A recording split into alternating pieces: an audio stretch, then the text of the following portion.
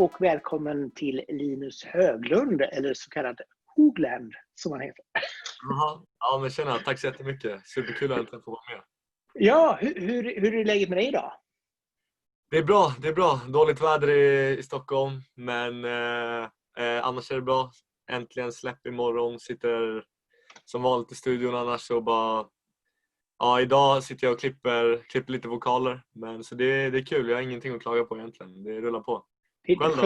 Det är skönt att ni också har så här Göteborgsväder även uppe i Stockholm. För det är ungefär samma här. Det regnar och är astråkigt väder. Men då kan man sitta inomhus med lite O'boy och bara mysa. Ja, men man blir glad av Göteborgs dialekten i alla fall, så det är kul att höra den. Härligt att höra. Ja. Hur har förresten pandemin påverkat dig nu under just främst som DJ liksom? Jo, men den har väl påverkat rätt speciellt egentligen. Jag pluggade ju och ekonomi tog examen nu i juni och jag pluggade i Växjö. Så planen nu egentligen direkt efter examen var ju att sätta igång på DJa och festa, kanske spela min första festival i Helsingborg där Bayside och kanske få följa med Kygo utomlands och kanske värma upp innan han liksom. Så ja, det är väl lite segt, men samtidigt har jag inte vant mig vid att vad kan man säga? Jag är inte vant med mig att spela ute och så jag är inte så beroende. Det är inte påverkat egentligen, men det hade varit kul att få den chansen äntligen och följa med ut och spela. Så det är klart, men ja, jag ska inte klaga. Nej, men det är väl också bra att kanske skynda långsamt liksom, så att man inte... Det känns som att många av de, framförallt lite större DJs och producenter som är där ute, alla pratar ju om den här Avicii-effekten, att det är ganska många som jobbar lite för mycket, bara framförallt för att det också är roligt, men just det att man kanske inte vågar trappa ner lite grann eller ta det lugnt, så att det är nog ganska bra ändå att skynda långsamt. Ja, nej, men jag tror verkligen att det stämmer. Efter examen så låg jag hemma i 1-2 veckor med spänningshuvudvärk för första gången för att man hade snittat liksom 4-5 timmar sömn. Så jag tror det i alla fall behövdes i alla fall lite. Och i och med att man suttit uppe på nätterna och gjort musik. Så jag är inte så... Klart man är insatt i andra DJs, men jag har fortfarande inte kört det livet helt. Men jag tror helt klart att det är att folk faller medvetna om mer om mental hälsa liksom. Ja, men det är bra. Är du sån som när du pluggade nu gjorde allting sista veckan, eller var du duktig på att planera ute? Nej, men jag tror att jag var duktig på att sprida ut det. Men det kanske oavsett vad vart ju alltid för lite i början och sen mer i slutet. Men jag tror jag var OK på att sprida ut det. Men körde kanske lite färre timmar i början för att hinna med lite mer musik då i början. Och sen på kvällarna liksom. Men det är klart att man inte är den perfekta. Man är ganska bra på att skjuta upp saker. Jag ska inte säga, och jag är ingen Einstein liksom, men det rullade på, det funkade. Jag kan också tänka mig att det är ganska skönt att ändå ha liksom en ekonomutbildning i bakgrunden liksom, även om det känns som att det går väldigt bra för dig på Spotify och så vidare, streaming med din musik, så är det nog ändå skönt att kunna ha någonting och faktiskt falla tillbaka på om det skulle vara så liksom. Ja, exakt. Och sen så håller man ändå på och driver eget företag när man är musikproducent och DJ. Så det är skönt att hålla koll. Och vi läser lite om juridik, avtal. Det är mycket avtal i musik. Så att jag tror ändå att det är skönt att ha det bakom. Även om det var ju tidskrävande verkligen sista året. Men det är skönt att det är gjort och jag är glad att jag gjorde det liksom. Nice. Vad skulle du säga är det hemliga receptet? Det känns som att just svenskar är extremt duktiga på just EDM. Vad är det i vårt vatten eller vad är det i modersmjölken som gör att det är så många svenskar som är där ute som är duktiga? Jag vet inte, alltså heller. Jag sitter och funderar där ganska mycket senaste tiden för att jag får ganska mycket toplines, vokalidéer skickade till mig. Och då kan jag få det från mitt management eller jag kan få det från andra, och jag vet oftast inte vilka personer det är som har skrivit det, utan jag får bara en länk. Och det slutar alltid upp med att jag väljer omedvetet de låtskrivarna och de sångarna som är från Sverige. Eller Norge eller Danmark. Jag vet inte, det är någonting med melodierna här tror jag som sitter. Och att typ ackorden är väl kanske lite mer... Det känns som att det finns typ unika svenska ackord. Typ så här från barnramsor och från sånger från när man var liten, och man kanske har koll på. Jag är liksom inte heller uppväxt i någon så här musikalisk familj, men ändå så vet i alla fall, ja, så det är väl typ det jag tror kanske är min starka sida, att jag vet ungefär vart melodierna ska gå naturligt. Nej, jag vet inte. Är det någon annan som har något bättre svar så får du gärna göra det. Nej, men det är liksom så här, det känns ändå som att vi har något magiskt recept här framförallt i Norden då, på just det här, bra melodier. Man hör väldigt mycket på internationella artister och främst USA där man kanske är lite mer fokuserad på beats och inte det här melodiska liksom. Och det tilltalar mig så otroligt mycket mer med det melodiska. Därför så känns det som att, lite grann som du säger där, att du kan lyssna på en låt och du vet inte riktigt vem artisten är, men du hör ändå att men det här är någon från Skandinavien, men Norden. Ja. Liksom. Nej, det är intressant. Nej, jag önskar jag visste var det kommer ifrån, men det är sjukt intressant i alla fall. Vi är duktiga i Skandinavien, och pratar man med folk som bor i Los Angeles eller så är det känns som att det är en hubb liksom för musik i USA eller Nashville. Absolut. Alla de har ju varit i Stockholm också, eller Göteborg, eller liksom, de har varit i Sverige för sessions också, så det är någonting som Sverige gör bra, men extra på det så vet jag inte. Verkligen. Du har extremt bra streams på dina låtar, till streams som folk skulle kunna döda för att få liksom. Hur har du jobbat upp ditt varumärke de senaste 5 åren? Det har hänt ganska mycket på de senaste 5 åren. Man har bara suttit och lärt sig utvecklas som producent, och sen så har man väl också förstått någonstans att jag är ingen expert på sociala medier, eller det är väl där jag kanske är som svagast, men jag har ändå förstått det, att det är viktigt att pusha ut på sociala medier.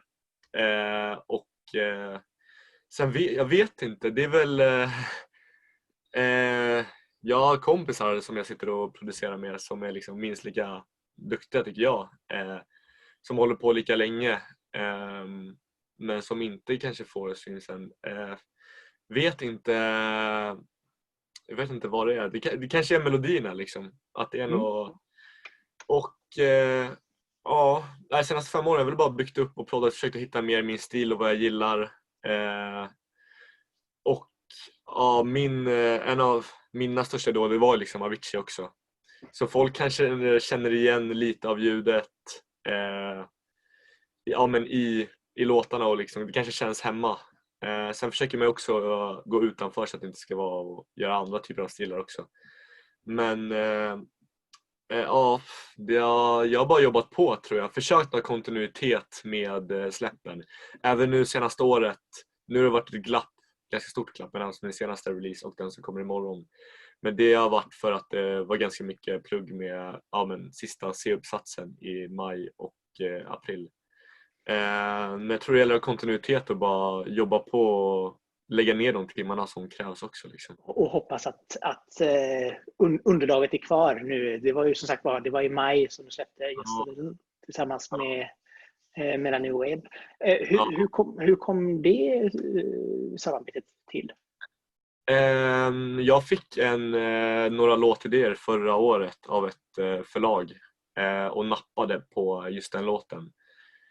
Jag fick inte till den låten direkt, utan jag tror jag gjorde 3, 4, 5 olika versioner. Och sen till slut så kände jag liksom att men det här är rätt. Och då tyckte det förlaget också att det var rätt. Och då hade jag väl typ 4 låtar eller 3 andra låtar färdiga, så då var det bara att planera upp den releasen och sen så var det dags att släppa Just a Little. Och ja, de är ju extremt duktiga låtskrivare som var med på den, och Mellan är extremt trevlig, och så allting rullade på. Så det var egentligen att jag fick en topline, skalade bort alla. Jag fick väl med kanske piano, jag kommer inte ihåg exakt vilka filer det var, men jag tog bara bort allting, tog vokalen, lade till mina grejer, bad en kompis som är gitarrist spela gitarr, och ja, ibland så blir det en låt av det som man gillar, ibland så blir det inte det, men jag tror det är viktigt i alla fall att försöka slutföra projektet även om låten kanske inte släpps, för att alltid lära sig hela processen. Vad skulle du säga? Ja, är det någonting som alltså för jag kan tänka mig att det är en sån ganska normal grej, att man gör någonting, så börjar med någonting, så känner man det här blev inte så bra, och så rinner det ut i sanden. Men du är ändå har ändå så pass mycket, vad ska man säga, heter det inte respekt utan pli på dig själv, att du faktiskt jobbar igenom hela låten, även om du känner att det här kommer nog aldrig släppas ändå. Det beror på, alltså inte alltid, ibland kan man känna efter bara några dagar, men om jag kanske känner fortfarande efter typ att men det här kanske är annorlunda, det kanske är bra, då kör jag färdigt den ändå, inte helt färdig, jag drar inte men ändå så här demo färdig. För tränar man inte på, jag tror det är ganska viktigt, tränar man inte på de sista delarna heller, så blir det jobbigt första gången man kommer dit. Det är nog sant. Så jag tror det är viktigt att komma dit, och jag tror det är viktigt också att tänka så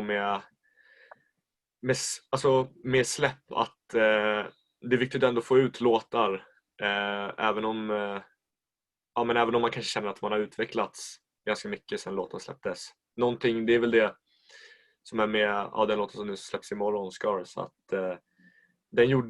första idén gjordes förra augusti. Sen gjorde jag om den i december. Sen så hoppade Victoria på den i februari. Och det är klart att jag har känt att jag har utvecklats som producent. Men det är ju bara egentligen jag kanske som känner det.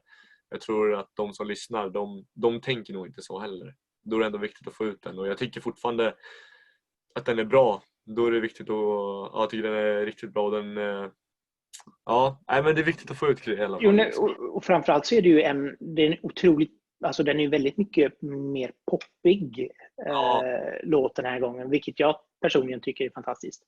Ja, men kul att höra.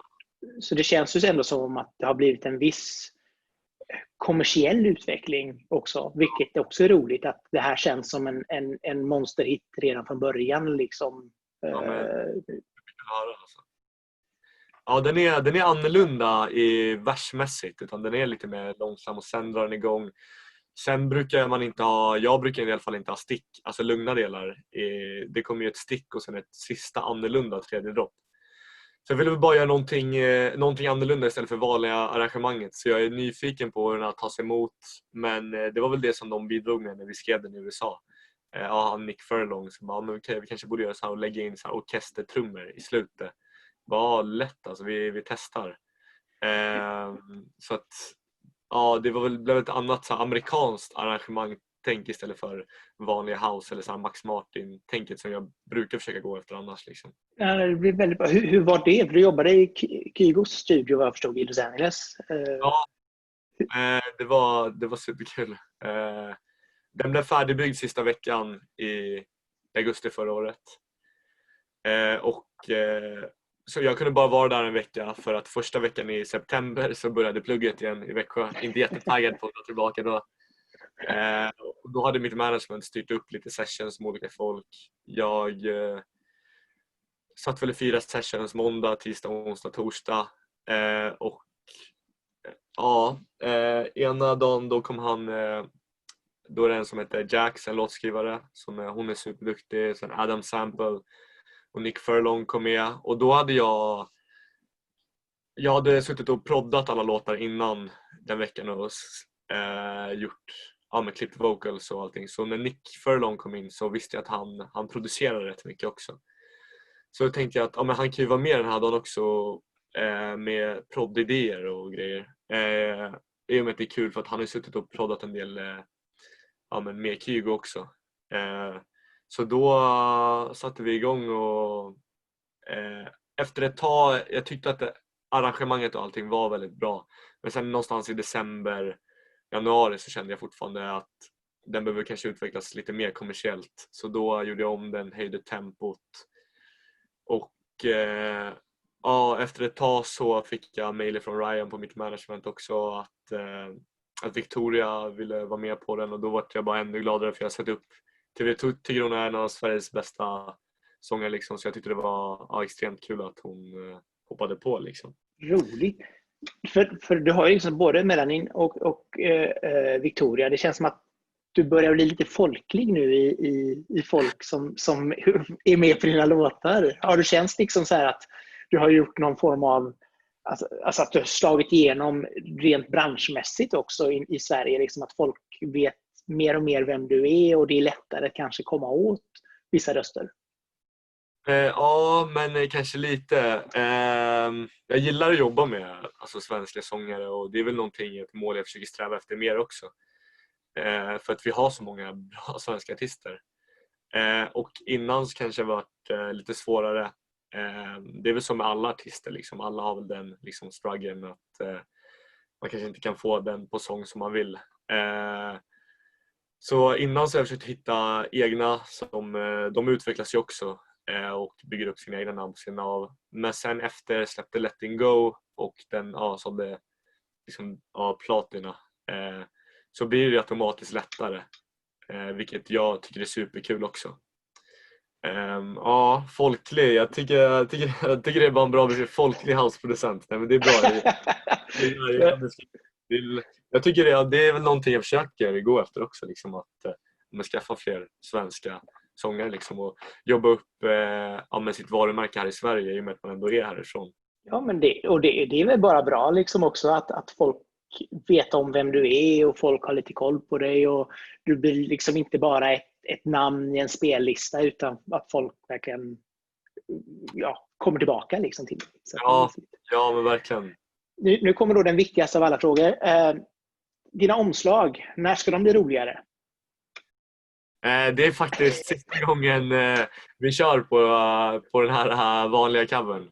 Eller vanliga omslagsbilderna. Bra, toppen. Vi hade snack om att byta faktiskt för den här. Men av olika skäl så blev det inte av. Men vi håller faktiskt på att planera inför att byta. Så har du några idéer så får du också gärna skicka över dem. Man vill ändå ha något som känner igen. Man vill inte hålla på att byta liksom, omslagsgrejer. Man vill ha något typ av tema. Så vi vill bara hitta rätt tema vi kan köra på. Det är lättare sagt än gjort. Men det kommer nästa. Det lovar jag dig. Ja, låter bra. Vad händer framöver för dig här nu då? Nu släpps då nya singeln Scars. Och vad är planen under resten av året, om vi säger så? Under resten av året är det bara att jag sitter i studion nu typ varje dag. Försöker sitta här, olika sessions. Har väl en del demos färdiga. Jag försöker bara hitta rätt sångare till dem. Så jag har väl typ 3-4 demos färdiga. Men rätt sångare, det kan ju ta liksom 1 år eller 1 månad. Så jag har ingen aning. Men så jag försöker bara jobba upp, komma ut med fler låtar liksom. Försöker hålla, det är annorlunda från att gå över från att plugga och sitta med musik på nätterna till att faktiskt jobba med musik på heltid. Det gäller att ha någon typ av sätta upp mål och vad man ska göra varje vecka så att det blir som ett riktigt jobb liksom, disciplin. Så jag försöker väl bara sätta mig och göra så mycket musik jag kan och försöka hålla mitt egna schema liksom. Finns det någon sångare eller sångerska som du känner hade varit jag vill så gärna jobba med den här? Ja, men det finns lite för många, tror jag. Men i Sverige är det lätt Sandro Cavazza och vad heter han? Nu har jag glömt bort namnet, det här är pinsamt. Han som vann Idol. Han som körde, Imagine-covern. Oj, jag är jättedålig på Idol. han är typ en av Sveriges bästa röster. Okej, men det här får jag återkomma med. Men det finns många. Det är Felix Sandman hade jag gärna velat jobba med. Benjamin Ingrosso. Det hade varit coolt. Och framtiden klart. Sara Larsson hade ju varit supercoolt också. Chris Clefford. Exakt. Hade varit coolt. Men sen utomlands, ja. Jag kan sitta här. Hur länge?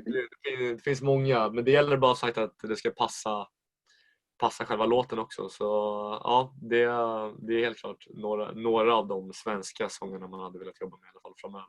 Roligt. Ja, det ska bli spännande att se hur det går för det här i framtiden och se vad som kommer ut. Men just nu så kan vi i alla fall streama Scars med dig och Victoria på Spotify och Apple Music och överallt där det finns. Ja. Så det ska bli spännande. Tack så jättemycket för att du tog dig tid och snackade lite gärna med mig. Ja, men tack själv för att jag fick vara med. Superkul. Ja, så säger vi i alla fall just nu tack och hej och så hörs vi snart igen. Det gör vi. Ciao.